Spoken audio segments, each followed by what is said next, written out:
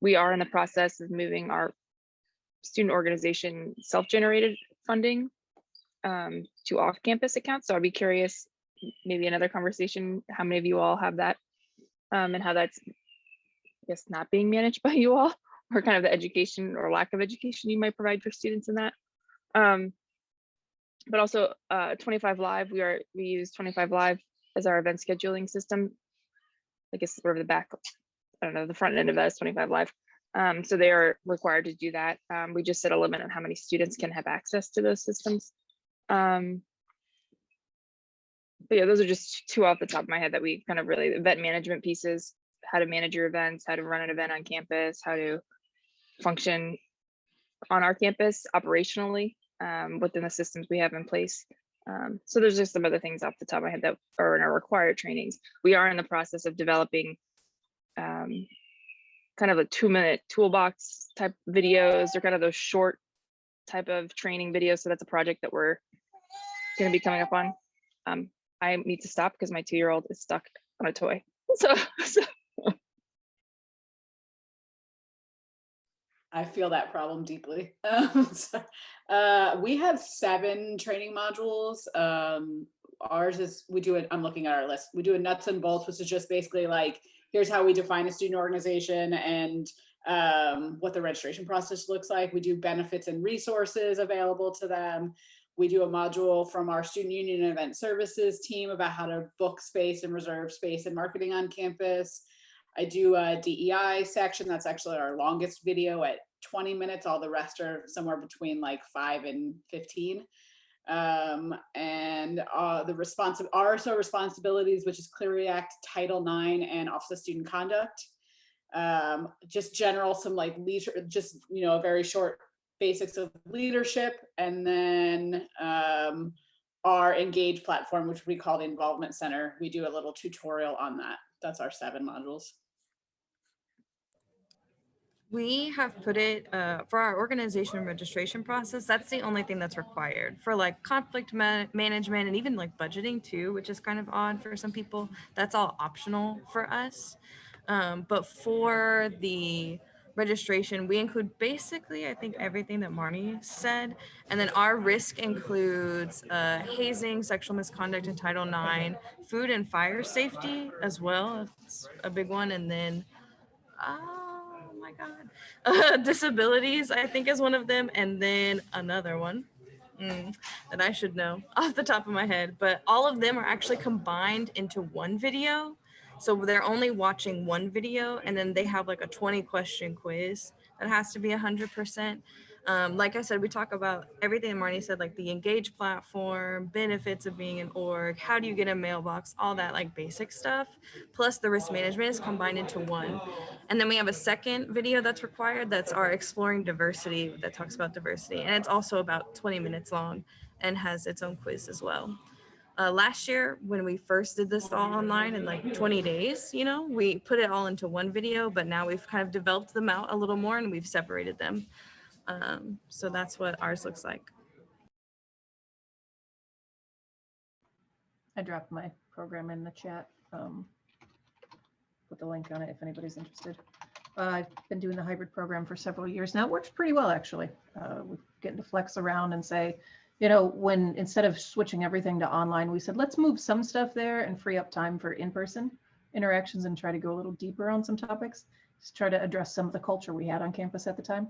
And it's been going pretty well. And then my in-persons, I also have undergraduate ambassadors that are facilitators that teach them for me, because I do that on a rolling basis. I don't know how you all do your trainings if it's rolling, but mine is, you know, we try to push them through and try to say, here's your deadline, and take off like October and March from having to teach them. But otherwise, we're pretty much running workshops until breaks. Well, I'm at University of Oregon, and our system is a little bit wonky. So I only have about like 115 clubs in my area, and mine are split between department reporting. So they report to an academic unit, or clubs that are completely independent from the university. So I can't make them do pretty much anything. I can only make them do very minimal things. So they're required to do a risk meeting with me when they start, and that's it. And then afterwards, all the rest of my trainings are not really trainings. They're just like sheets, like info sheets that are just like, if you want to learn how to schedule on campus, here's an info sheet. Like, and I just put it in a spot for them to be able to grab those and try to keep them updated, but I can't really force them to do anything. Student government has about 250 clubs that are under them, and it's totally run by students. There's advisors in that area, but it is students. So the students recognize all the clubs, they give out all the money. Their budget's like 17 million something dollars. They do everything. It's very powerful on our campus. They're adding in requirements for training, but they don't have a ton. So right now, I think technically you have to show up to a meeting and do your renewal, and you are good to go for funding. This is very loose because students run it. Our club sports and our fraternities and sororities have tons more. I mean, like tons of trainings that they have to go to, which I think is pretty standard. But they are operated out of departments, separate programs that really just focus on them specifically. And so a lot of their stuff is not transferable from one club to another. Yeah, which is why I'm also curious about how everybody else is structured and how closely you're holding your clubs right now, or if you're pushing them out or keeping them or pulling them in. Because I feel like on our campus, we're starting to pull them in a little bit more. And we used to be very much like, great, stay independent and pushing away. I think we're moving in the other direction now. And Mandy, I'm super curious to hear, you mentioned LinkedIn. And so you use that for trainings? I have not done it yet. It is brand new. HR is just rolling it out. They're like, hey, we're going to let you use this thing because we've been trying to get Module for us to be able to use, because we couldn't use Blackboard. Then they switched to Canva. They wouldn't let us use Canva. Engage, I'm sorry, I hate it. It sucks. It sucks. I'm sorry. If you love it, cool. I'm glad you love it. I hate it. So like HR just got it for the entire campus and we just moved over there, but they're going to be nice, which is weird for HRs.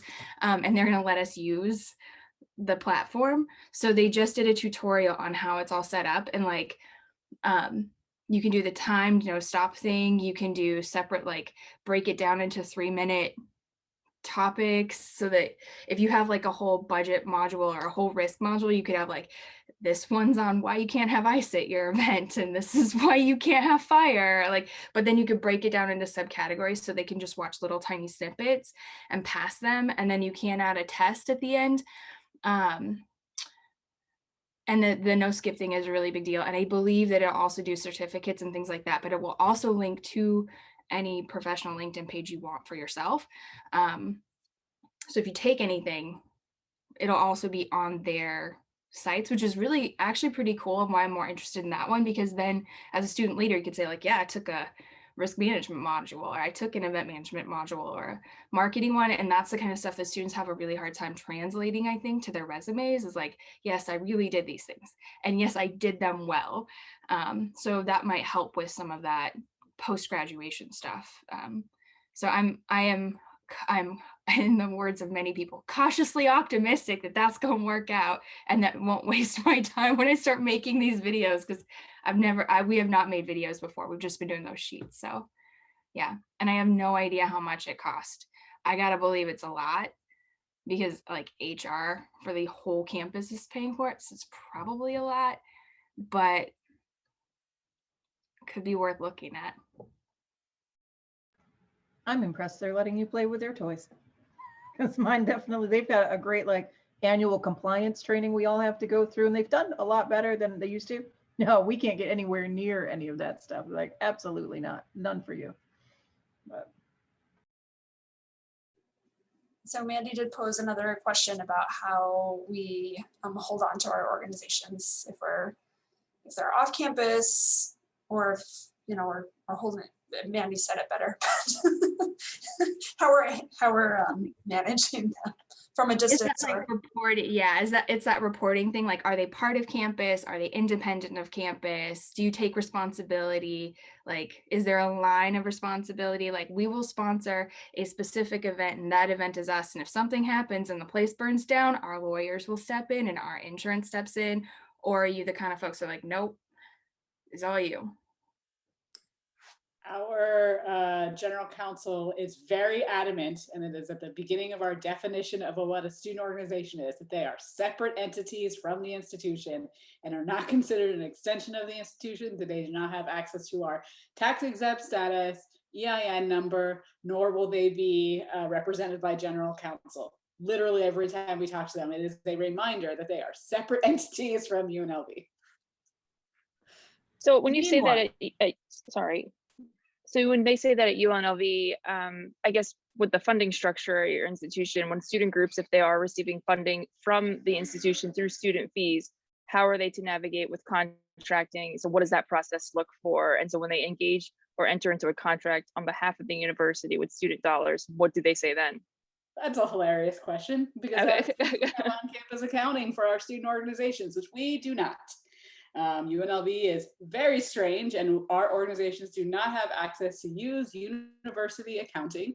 They have off-campus bank accounts, Okay. and it's terrible.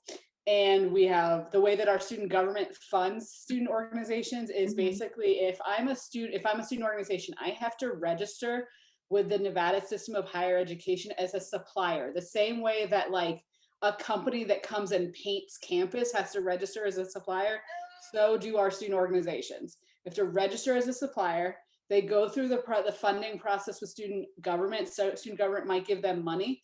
And as long as they've registered as a supplier, we then cut them a check and we say, here's your $5,000, and don't forget to give us your receipts. And if they spend their money separately from how we told them they could spend it, then they might go to student conduct and maybe can't get money again next year. We have certainly had instances where students have run away with large sums of money, and all of a sudden their student organization has nothing, and it can get reported to police services, but they typically don't do anything. We have been trying for years to move to an on-campus accounting system, and we actually have structurally figured out how we were going to do it, because we're part of a system in Nevada. We're a system state, so Nevada System of Higher Education at University of Nevada, Reno, they do on-campus accounting, and so we've been working all year to basically be like, this is how it works in the system, so you can't tell us we're not allowed to do it. And so we're going to do the same thing they do at UNR. And then UNR's legal counsel reached out to UNLV's legal counsel and was like, hey, we don't like them signing contracts on the behalf of UNR, so we want to do what you do. And UNLV is like, no, we want to do what you do. And now we're trying to figure out, we're literally like this right now, like, we want your model, we want your model. And both legal counsels are like, so yeah, it's like that's why I laughed. It's a whole thing. Yeah, that's like so common that like the general counsel piece. So we had different general counsel, and when I first got to University of Oregon, it was like they used plausible deniability. It was like their thing for it was like, oh my gosh, you do know that's not true and it's not going to work. Like if you have a crying parent in court because somebody was killed, which happens, like that is unfortunate. It happens. People die and they're crying. There's no way plausible deniability is going to work. So like that general counsel left.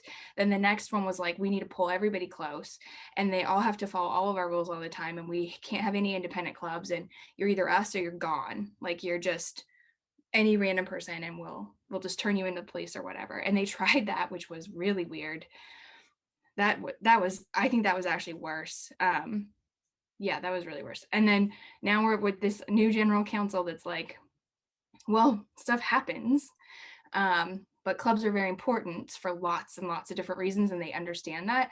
So now this is why I think the breakout of all of the different clubs reporting to different areas for their facilitation, I feel like they're using that as our safety net, because not all clubs should be treated the same. That's just true. It seems like it's unfair in the moment, but it's like, no, it's because their risks are very different and their structures are very different. Like you would never treat FSL the way you treat anybody else. They have physical houses that you live in. Like you wouldn't treat club sports the same as your, like, I don't know, kittens club. Like you don't treat them the same. I don't actually have a kittens club. I just really want somebody to have one so that I could be like, we have a kittens club, but there's not one yet. I'm working on it. But I think that We have an animals on campus policy. I'm sorry. We can't be doing that. oh, we had cheetahs come to campus, so like cool. Yeah, we let all animals on. Anyway, it's that whole general counsel piece that gets in your way, and you're just like, I just need you to be consistent for a little while and also be a little reasonable. And I think it was Marnie, you had alluded to how your funding is allocated. I'm curious, at Mason, our student government actually does not allocate the funding to our student organizations, and which is a model I think we are grateful to live in, because you hear the variety of stories. So of course there's pluses and minuses, I think, to every situation. So I think for us, so I'm curious if anyone else lives in that kind of structure with no student government allocation, because I know it can be different. And then I was mentioned about the off-campus, moving our off-campus bank accounts, and you know, even some of our student groups who may have off-campus, or they will have off-campus bank accounts for their self-generated account, but when they you know, do anything on campus or with any university funding, they will be required to utilize our university contracts, which have to be signed by higher up. There's only a certain amount of individuals that can sign off on them. Like no students are signing them on behalf of the institution. They're just, you know, 2 people that can sign off on them. So just kind of curious. Yeah, but fascinating to hear about how things are being managed at some other institutions. You know, I've had a lot of conversations with some colleagues on the East Coast, you know, and, you know, looking at our peer institutions. So, but we don't function in a system, like what you were saying, Marnie, like we don't have a system, like all of our schools in Virginia are independently functioning. So we do not provide allocations here. It's all, so it carry forwards each year, whatever the club fundraises for themselves, and all the accounts are on campus, and they cannot have an off-campus account. And they can also apply for grants. So we have a council of students that recognizes new clubs as well as provides grants and loans for clubs. So grants, they ask for, they have to, you know, say what they want, how much they want, and then we give them a timeline of when they're going to use that by. And if they don't use it all, then we take what's remaining back into that general club fund to grant to other clubs as they're requesting. Or a loan is typically used if they're doing like a fundraiser. So we give them a loan to buy their t-shirts, they sell it, and then they have to pay it back with that money. And there's a lot of forgiveness there. We have a discretionary fund too. So if things just don't go as planned and they spend more than their grants, then there's some forgiveness there if they go in the red. But that's how we're operating here.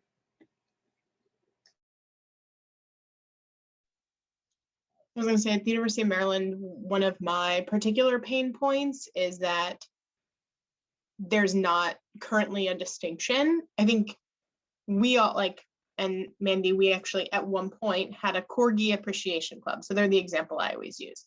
So if the Corgi Appreciation Club, one, if something happens, if they don't continue, if they don't register, they're gone. The university probably doesn't care. If student government one year just doesn't complete registration or doesn't do anything, they will still continue. There is some investment from the university to see that that organization continues. Currently, all of our organizations are treated the same, and it is very much a hands-off. That's not the reality. We have some organizations that receive funding from our student government. We have some organizations that actually have a foundation account because they do significant fundraising, either with sponsorships or with grants or whatever. And then we have other organizations that have paid staff to support them. And so you can't, you can't say that they're all the same when they're clearly not. So what I am trying to do is to get them to distinguish, but try to decide what are those distinguishing factors. And then about the funding piece. So our SGA does allocate money to some student organizations.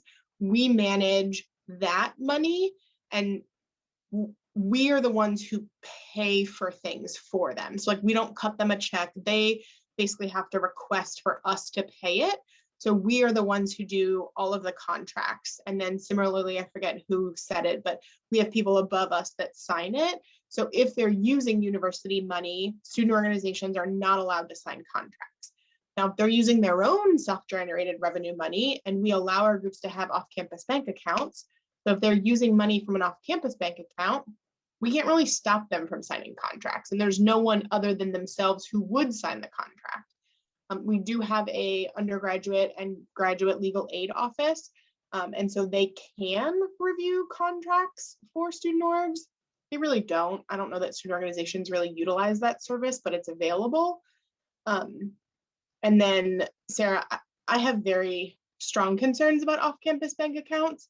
Like, I don't want to regulate them. I want nothing to do with it, but I also don't think organizations truly understand what they are doing when they open off-campus bank accounts. Sorry. I just want to touch on the distinction part. We have like basically 3 different types. Everyone can be in a category. So like sports clubs, they get special support from the campus recreation. CFSL has a whole office for fraternities and sororities to give them extra support. But we have like regular student groups, right? And then we have what we used to call them fee funded because they're supported by student fees, but we changed the language because it wasn't good to university sponsored organizations. And so my office is like the paid staff, and those student leaders are actually paid as well. And so one of the groups that is a university sponsored organization is the Activities Funding Board, right? And so then they're the ones who give the money. It's not SGA in this case, or student government. And then we also have affiliated organizations. A couple of things happened, and 1, 2, 3, whatever. But our affiliated organizations are the student leaders who need more free speech, I guess. So like the radio, the newspaper, and then the TV station.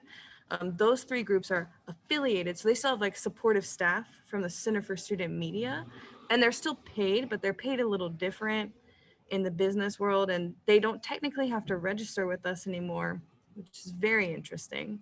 But their freedom of speech is more important. Not to say that we don't have that here, if that makes sense, but because of like legal words, they're separate. And so then those are the 3 different like distinctions that we have. But of course, there are offices built for supporting different student organizations, but they're all registering the same. They're all doing the same. They all have their own off-campus bank accounts. But they can request for funding through reimbursement from our activities funding board that's not in SGA. So they just have like applications basically. I wrote this in the chat, but I don't know if any of the University of California folks here had some perspectives to share coming from that large system. Regarding funding or like structure or anything we've been talking about, I suppose. Yeah, definitely. I was following in the chat. I feel like at UC Santa Barbara, our structure is similar to Gabby's, where as far as funding goes, we have a variety of event-based funding opportunities through our office and of course through associated students.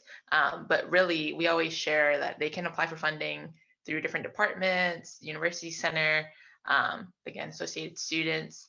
And we do encourage them to utilize our office's like accounting structure. However, like many of you mentioned, a lot of them do have off-campus accounts. And so that is something that we're kind of struggling with because it takes it off our hands, but a lot of them have the issue of transitioning. And like you mentioned, they don't know the gravity of what it means when you're sharing your SSN and creating this account. And so they look to us for advising.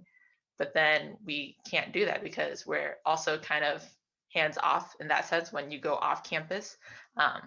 So that's a little bit to share there, but I appreciate all of your insights so far. It's very interesting, yeah, to hear how it's differently and similarly structured.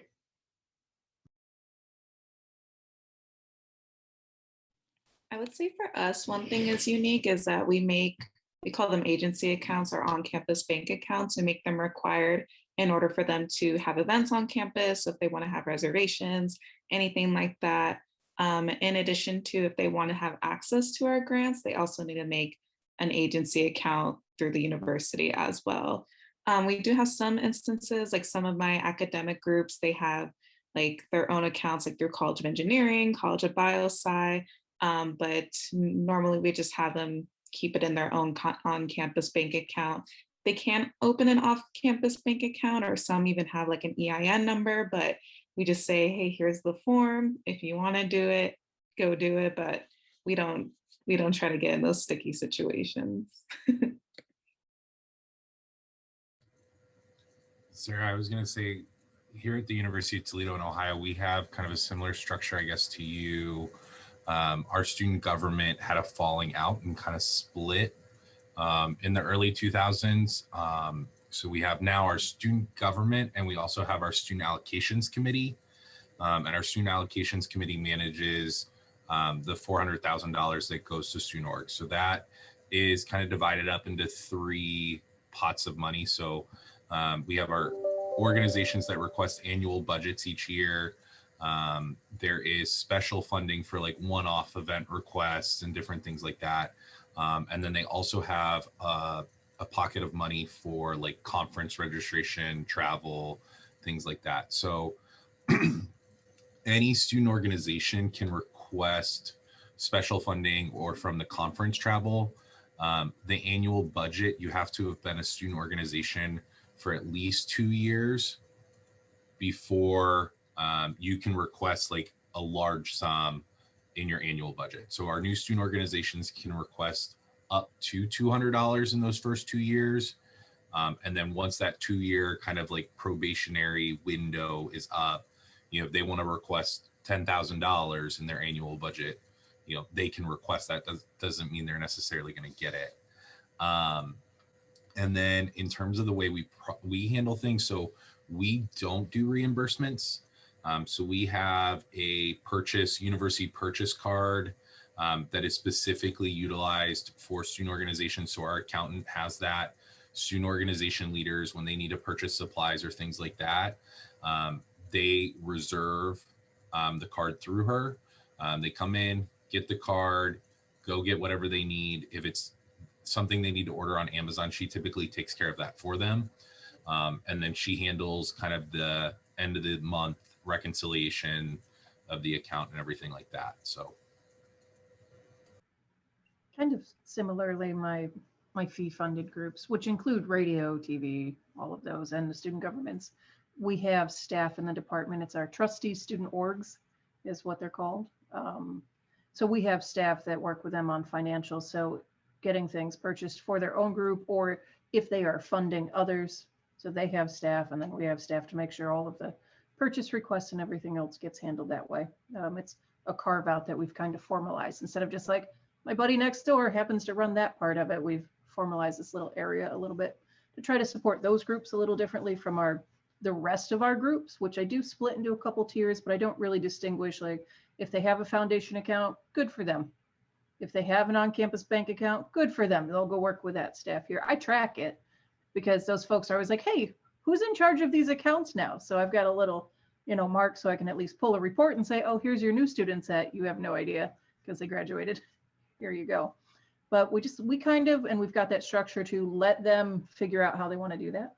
Then I have my tier 1 groups, which are fan clubs, basically. Like, we really like this book or this series or this game, and we're going to be super low key about it. And we're not going to need your extra advice or guidance on events. So they can't have money, they can't have events, but they can totally hang out.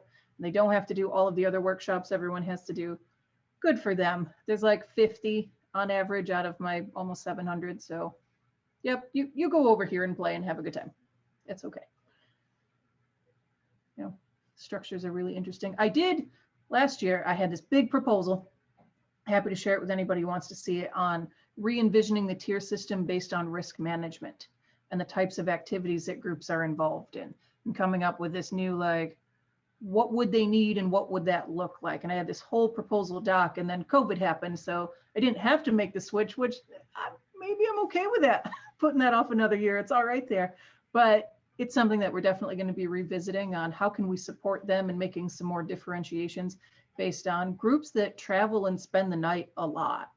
Like maybe they just needed another workshop to qualify to have their status be active, to be like fully registered. Maybe they need something a little extra here or there, or other groups, maybe they don't need this other stuff we've asked them to do. So I do have a doc on that if anybody's interested. Shoot me an email, I'm happy to share. But we did a lot of research and asked all the groups, hey, what have you been doing in the past year, and pulled some stuff together. Yeah, Kristen, I'm going to reach out about that. One of my students who is going to be a grad student there next year. So excited, he's accepted. Yeah, we've been looking at your tier system because we're interested in doing that too. So yeah, happy to chat about it. I dig it. It works. It's worked pretty well so far.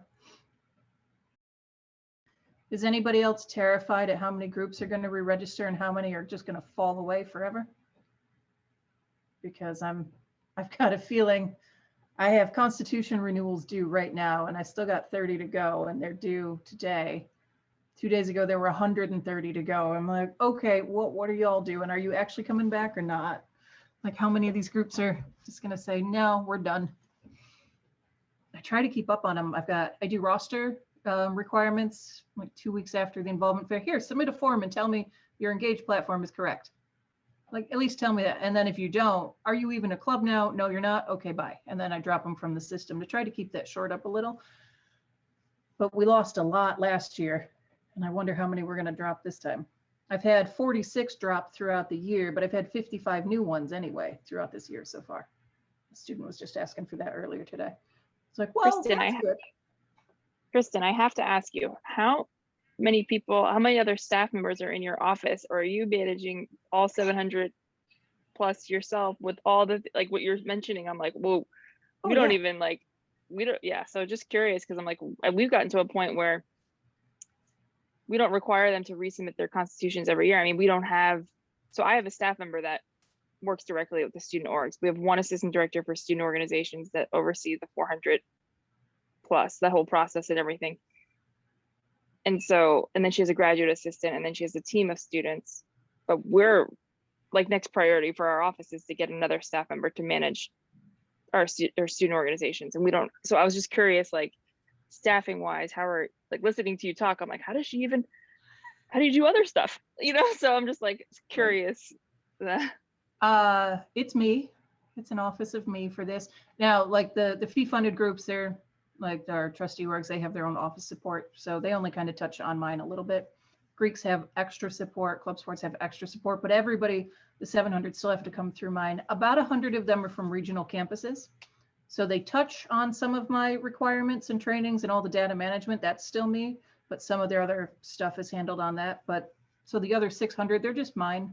I do it with about 4 undergrads and a big access database. So my 2-year constitution cycle, we do it twice a year. So I break up all of my groups, quarter them up. So we've got, you know, these different phases of them.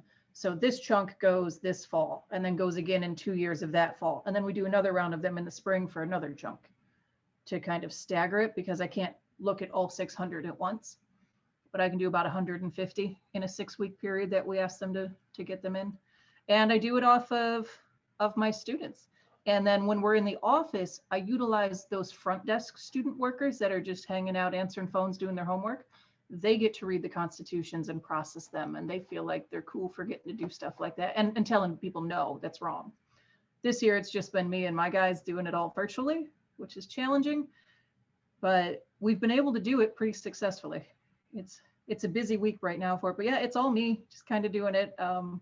Data management, like getting that on lock is key. And then coming up with dates and deadlines that actually work for you to cut the groups off so you don't have to deal with that part anymore, to say, hey, here you go. So that's the big part of it, because it's all those components. but I have to have a little magic on the side to calculate it all and tell me. I'm not like checking boxes on an Excel sheet to say, oh, this one's done or this one changed something. I have the system set up to tell me this group changed something last night and they're not good anymore. So then we just make them frozen now. So you're not good. Or, hey, these ones are good. Here you go.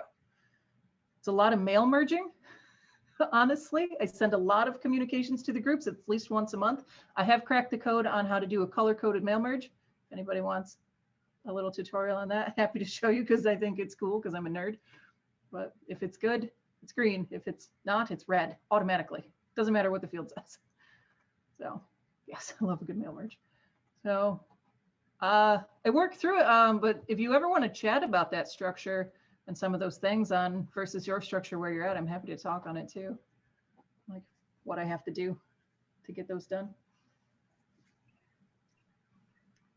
So Yeah, no, I appreciate you sharing that because it's my staff member who works directly in that. She loves the mail merge. She loves that type of stuff. So I probably would want to connect the two of you. I think that would you would be a good resource to her for that. Yeah, you gotta love a good mail merge if you want to get into that deep of data. It's the only way. I love the responses you get from students when you do a mail merge because they see it as a personal message to them. Like, oh, thank you so much for reaching out. It's like, well, yeah. So sweet. And you know if you ever put a field in wrong too, because they will all happily be like, I'm actually the vice president, but this has the secretary's name on it. Did you know that? 700 people later, I knew that. Yep, I knew it the moment it sent and I tried to stop it. Thank you so much for letting me know. So we have about 5 minutes left, and I wanted to say that our next time together will be April 28th. So be sure to put that on your calendar. I'll send out another email to register for that session, so we'll know how many people and who will be here. Are there any topics that are at the top of your list that we want to make sure that we talk about at that? Emerson, no ma'am. What was that? Oh, sorry. I forgot I'm not on mute. Classic parent Gotcha. parenting her child off mute. But yeah, I think that topic that just was on the chat, right? Advisor stuff next time. Okay. Let's talk advisor programs, please. Especially if you're like, hey, I like mine. I would love to know that.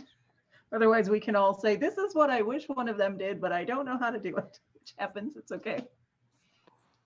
Yeah, background on that. So our office has 6-7 advisors for our 1,000 RSOs, and then they can elect to have a faculty or staff advisor. And so we're trying to create a training, like here are the basics for faculty and staff to know about the university regulations. And so, yeah, just sort of touching on like topics that should be included in that and what's proven useful or not useful is what I was getting at. So thank you for bringing that up. I am working on, like I have my Solid 101 basics of stuff of the Solid 101 Advisor Edition, just an online resource. Right now, if an advisor wants to be in my Husky CT course or my Blackboard course to see any of the other things, they certainly are welcome to, but they're not required. Required is a scary word for them, but I'm working on that too, of trying to get some more info about liability, because that's what they want to know about. Hey, I want to do this, but am I going to get in trouble if they screw up? Well, it depends how you help them do that or not, but probably not. So yeah, I think that'd be a great topic. Okay, we will definitely kick it off with that then. And I really want to thank everybody for being here. When I scheduled this meeting, I didn't realize that it was Cesar Chavez Day. So thank you all for taking time. And I do want to acknowledge that holiday today. And yeah, so we'll see you all on April 28th. I will send the recording. I haven't started recording late, but we'll send what we have over to Adam to post on the YouTube. So if you ever want to like rewatch it and write down things that you might have missed.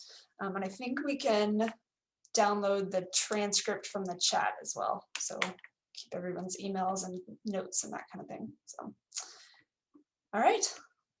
Thank you all. Thank you. See you in a month.